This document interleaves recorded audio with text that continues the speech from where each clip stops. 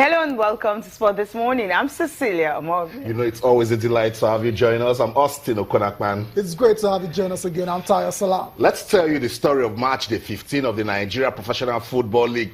Plateau United, they are back on top of the table. You know why? They won their game and MFM went away to lose. Guys, it's getting interesting. It was a bashing anyway. I think it was the annoyance of losing in Lagos to MFM and MFM climbing up. They had to use all the annoyance on ABS winning that game convincingly, and they're back on top. Yeah, back on top. Austin, Cecilia, I don't know, is it too early to start for Plateau United to start thinking about winning the Nigerian Professional Football League? No, it's not too early. After how many games? It's extremely early. It's not too early. No, especially when you have those when you have first and second at the bottom, then you talk about that. Now move from there and go straight to Netherlands. What's happening there? Danny Blind, he's been given the boot, and what happened 24 hours after they lost their game to Bulgaria 2-0. He was fired. No surprises there at all. I mean, this one has been on the horizon for a long time. His record for Holland not good at all, and that's why he's had to go. He's had to pay. Yeah, that's live. He gave his best. Yeah, as a manager, he's as good as the last result, and he hasn't worked out really well. Now he understands why he needs to kick the ball. For gets the boot. Yeah, well, it's a shame, but that's football. Let's move on the show now, and from football, from Danny Blind, we'll talk about this guy here. This guy is on fire. Cecilia Austin. Dustin Johnson has become the first player to win all 4 WGC events after beating John Rahm at the match play event in Houston. Cecilia, with the Augusta Masters just around the corner, can anyone stop this guy? He's world number 1, let's not forget. That's right. He's playing the best golf of his career. I agree. Right now. 3 wins in a row now. In a row. And the likes of Rory McIlroy, just coming back from injury. Jordan Spieth, well, he's in and out. He's been inconsistent this year. Jason Day is playing with a heavy heart because of, mom and cancer. Exactly. So everything is looking all, set up for Dustin Johnson to go on and dominate at the Augusta Masters. But we all know how it is, Cecilia and Austin.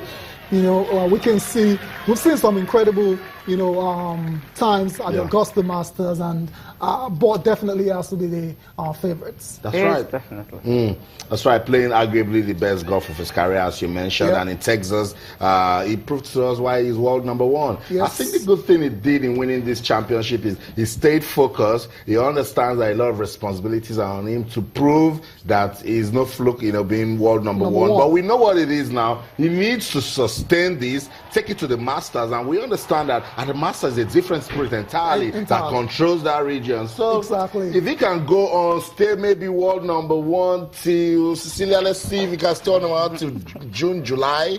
Yeah, then from all indication, I think it's going to be, because if you check what he has done so far, I mean, Johnson has won 5 WGC titles in all, second behind Tiger Woods, who has, of course, 18.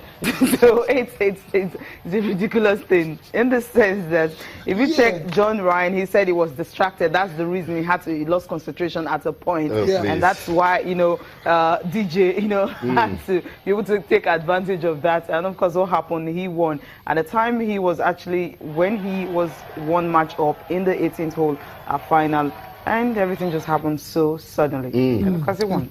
Nobody will listen to him now, right? Yeah. Well, both of them actually talking, after the game. The distraction Ryan had, and of course for DJ, well, he wants to keep improving in his game.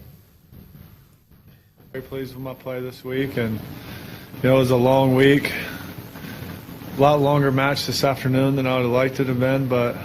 John was a great competitor, and it was a great match. I'm just going to have to keep working hard, keep, working on the things that I'm working on right now, and, just keep trying to get better. Like I was saying before, it's, being number 1, it kind of drives me to work harder and to get better.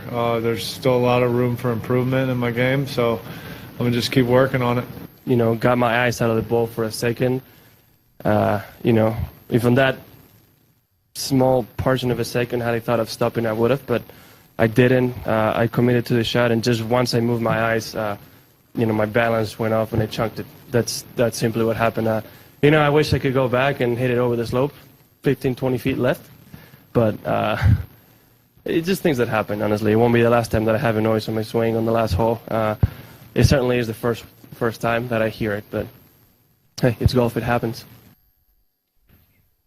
Yeah, it happens. You have to like think of how to play better next time and don't get distracted. Yeah, for John Rahm. Tennis now. Yeah, before we go to tennis, I mean, young, amazing player, 22 years old. So, I mean, based on what we've seen, you know, all weekend from him, I think he's one to, you know, to watch out for. That's right. Yeah. Okay, Tahinara, also from Japan, seeded 54th in this, and that tells a story that if the other guys are not playing well, it will be a motivation for Johnson Dustin to actually and him bounces. And his DJ Justin. So it just tells him that look, these other guys are not ready to play. Rory is not ready to play. Spieth is not ready to play. They're ready to play. Why are you talking like that? Sometimes it just doesn't. But look at the kind of guys that are giving him competition. 54th seeded player giving competition in semis. Yeah, 22-year-old. I mean, it doesn't look like when is this one? Where is it coming from? How old was Rory when he won his first match? That's Rory. It's extraordinary. Okay, we'll talk tennis now. Rafael Nadal won his 1,000th game, but then he lost the first set. I mean, he didn't win a set at all. In 21 minutes, it was all over 6-love. He lost it, but then he won, you know, 3 sets and all that. Finish coach right back. What was he thinking? He was on fire. 21 minutes against Nadal, 6-love. Yeah, I mean, what a way to play your 1,000th game. To play, I mean, Nadal has won 1,000 games, and I mean, it would be incredible. But I mean, it was a very, very shaky start because he lost the first set without winning a single game. And you know, I thought, okay, what's going on here? Is Nadal about to totally crumble, and as he suffered another injury or something we're not aware. But you know what champions do? He bounced back really well to take, put on the switch again, like Cecilia said, and he won the next 2 sets, 6-2, 6-3 to advance to the 4th round of the Miami Open. Remember, Nadal is very motivated to win this event. He's never won it before. He's been to the final 4 times, you know, and with the absence of Murray, Djokovic, and we'll talk about him later on, Milos and Raonic, who was pulled out because of injury. I don't think there's any better time for him to win this particular event, although you have to say there's still Federer, there's still Stan Wawrinka, there's still Kai Nishikori, there's still great players in the tournament, but what I'm saying is his chances have greatly improved with absence of all those players I mentioned earlier. That's right. And then you start wondering what happened to Nadal, because it is the first time he has failed to win a game in the first set of an ATP Tour match since 2008. Long time ago. So that's it with Nadal. When you just want him to, boom, it gets laid back. Yeah, it's a strange one because coming into this particular event, he had it came in as odds-on favorites, and in his record against close rival was 14-1. So maybe he just came in and was a bit complacent. Who knows? But the usual. Yeah, but he showed great spirit, great character to fight back and take the next 2 sets. So congratulations to Nadal. He's in the 4th round where we'll play against Frenchman Nicolas Mahut. He's not the only one who had to go through how many hours to win his game. Kai Nishikori also. I mean, he's actually took about 3 hours to advance to the 4th round. I think maybe because of the sun against Fernando Verdasco, 7-6, 6-7, 6-1. And actually, I mean, he made him to have about 48 unforced errors. Yeah, error-strained performance. But that's Verdasco for you. He's a very aggressive baseliner. Maybe that's where Mary Love Edward is getting attacked from, you know. And Verdasco can push you all the way. But what does this do from Kai Nishikori?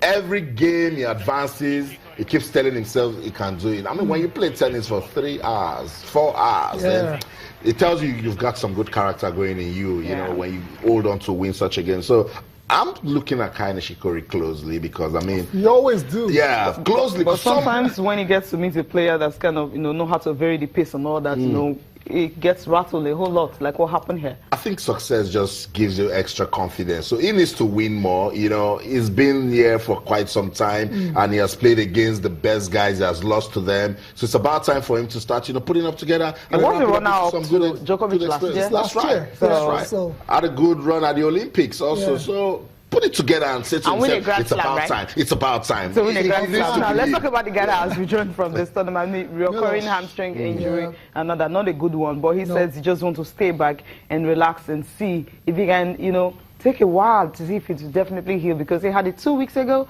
and now it's coming back, so he had to pull out. You know, we'll just listen to him, and when will he come back? Really don't know. We'll find out from him. It's related to the previous injury I sustained almost 4 weeks ago, or if not a little bit more than 4 weeks ago in Delray.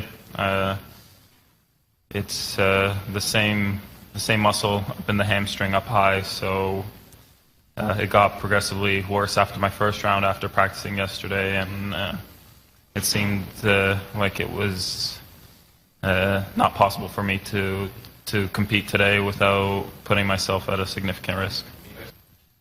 I honestly don't know what is up for me next as far as tournaments go. I think it's, like I said, it's going to be when my body lets me feel like I'm 100%. And it's not going to be coming back like I did here or like I have in other tournaments, just because you know, I felt like, okay, I'll get healthier throughout the tournament, or the tournaments are a little bit lighter considering the days off here.